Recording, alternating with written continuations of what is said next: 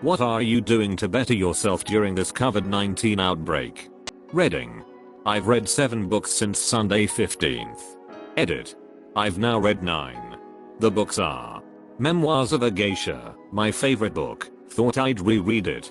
Trimalchio's Feast, an insight into ancient Roman debauchery, The Place of Broken Things, an anthology of horror poetry I thought was mediocre at best beyond belief. My Secret Life Inside Scientology and My Harrowing Escape, a memoir by David Miscavige's niece. This is one of the best books I've read. It's not always an easy read, but it's 100% worth it. The Marvelous Misadventures of Ingrid Winter, man. Good start, then it got monotonous, ridiculous, and shite. It's your own time you're wasting. Written by a teacher as a sort of diary of his experiences in the profession. 50 Shades of Dave. Don't bother. Piece of shit, this is going to hurt. The Diaries of a Junior Doctor. Really funny, well worth reading. Twice the Night Shift Before Christmas, a Christmas spin-off of the above. If you like that, you'll like this. I'd recommend the Scientology book most of all. It's fantastic. Edit 2. If you're curious, message me and I'll give you my Goodreads. Any recommendations from the ones you read? I second this. Actually cooking more.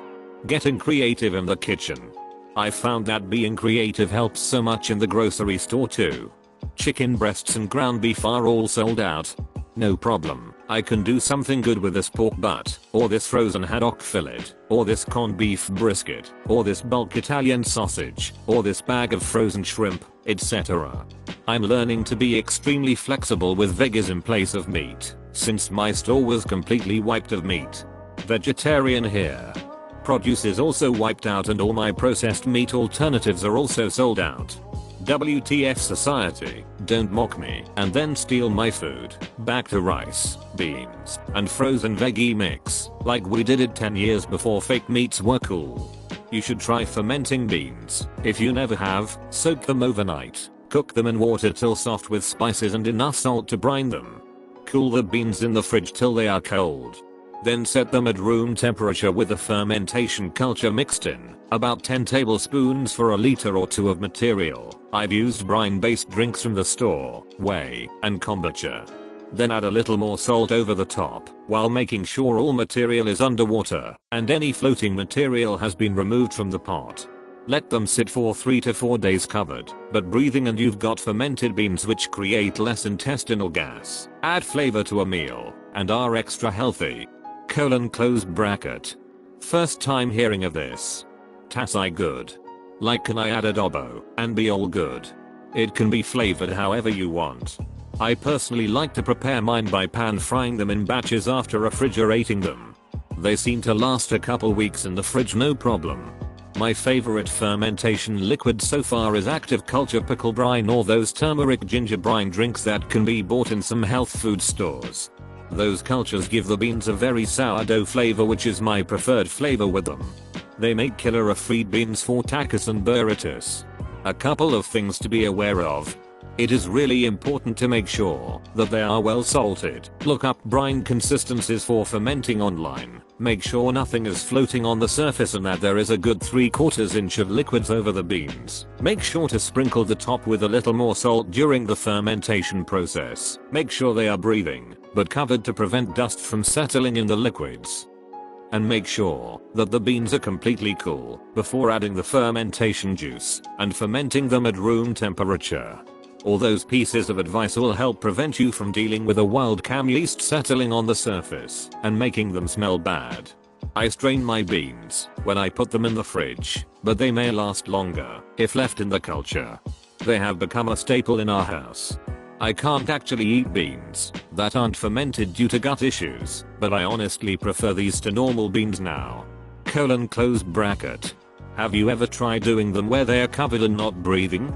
I have not. It might work, but I haven't tried it.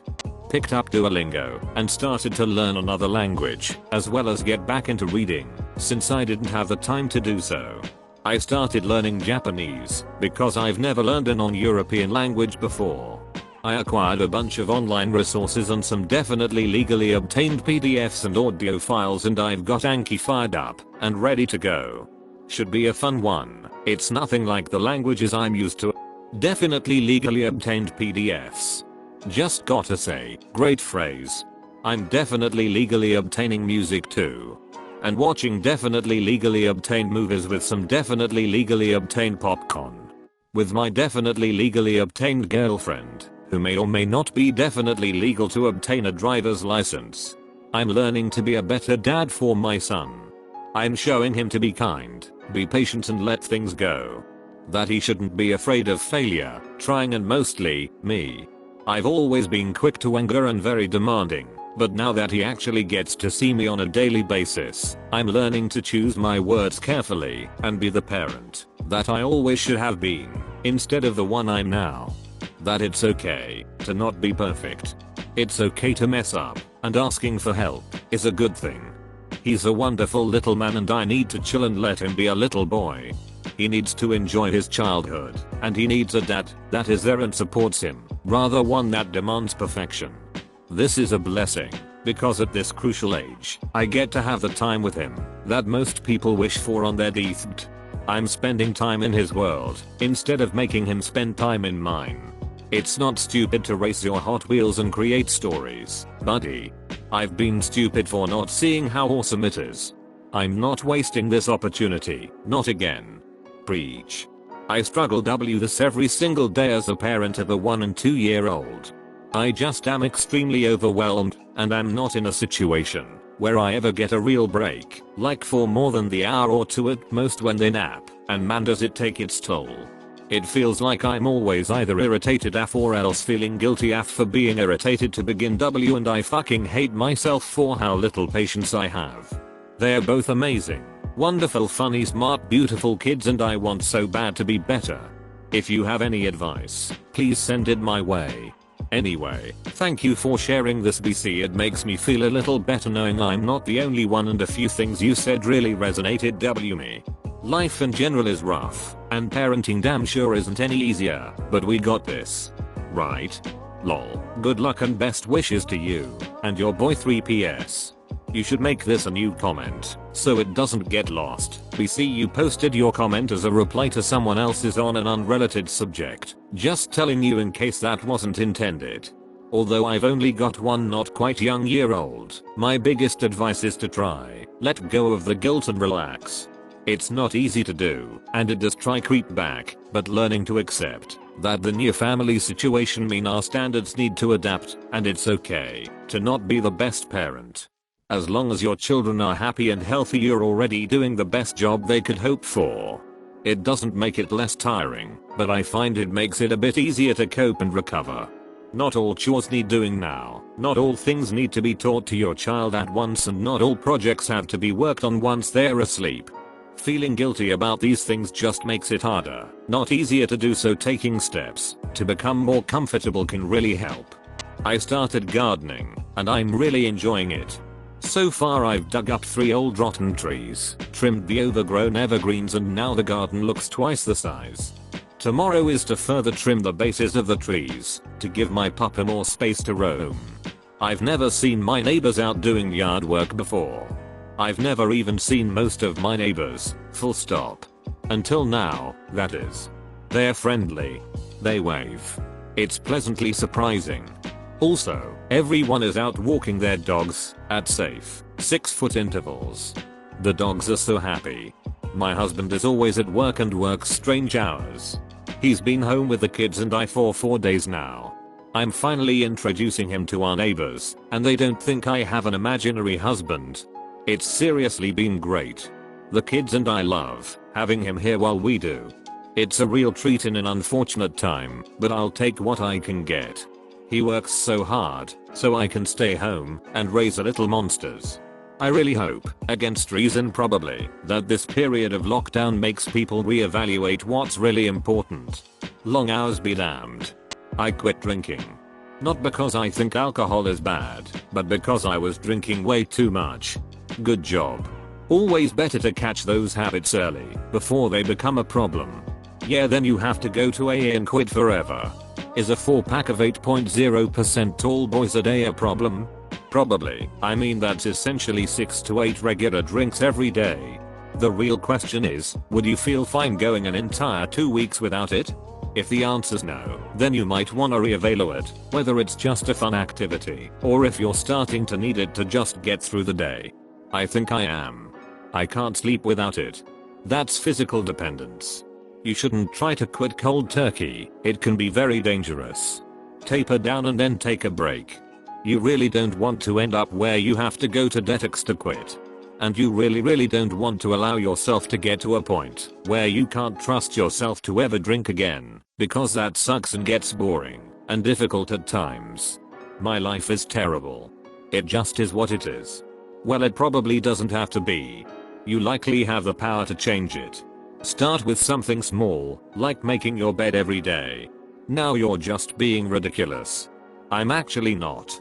It's a famous speech by Admiral William McRaven, who is also a Navy SEAL. It's about taking control of the challenges in your life, one small challenge at a time.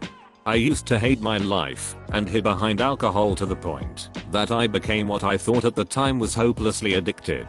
But I made a choice to change instead of a choice to give up and continue hiding from the things that I didn't like and the things that seemed overwhelming.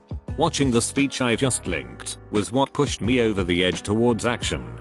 Learning that working through a crisis shouldn't come with the extra pressure of having to be productive, no matter the cost, and granting myself the mental space to actually deal with the stress coming my way right now.